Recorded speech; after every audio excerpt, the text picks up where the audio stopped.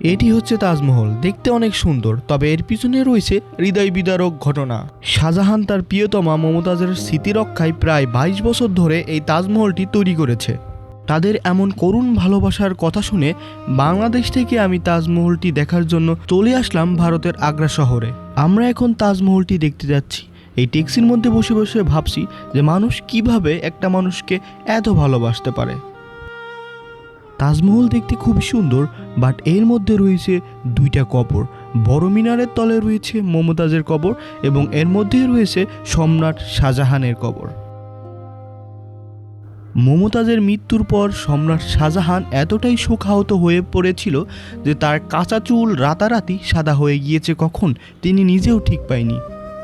ক্ষমতার লোভে তার ছেলে তাকে বন্দি করে রেখেছিল। বন্দি অবস্থায় জানালা খুলে তিনি শুধু তাজমহলের দিকেই তাকিয়ে থাকত। শেষ নিঃশ্বাস ত্যাগ করার আগ পর্যন্ত তিনি এই মহলের দিকে তাকিয়েছিলেন।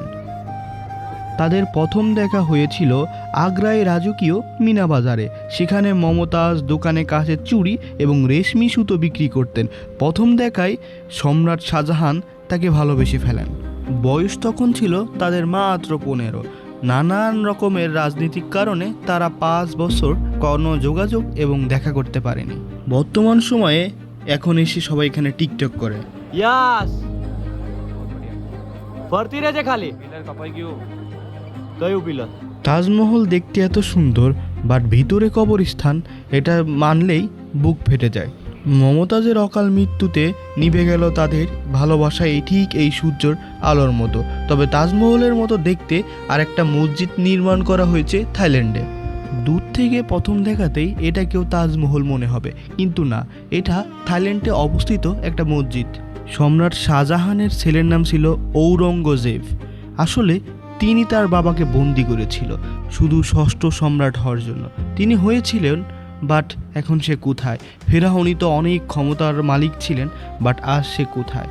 সম্রাট শাহজাহান একটা কথাই প্রমাণ করে গিয়েছে, ভালোবাসা যদি খাঁটি হয়, মৃত্যুর পরও 22 বছর ধরে ঠিক এমনও তাজমহল তৈরি করা যায়।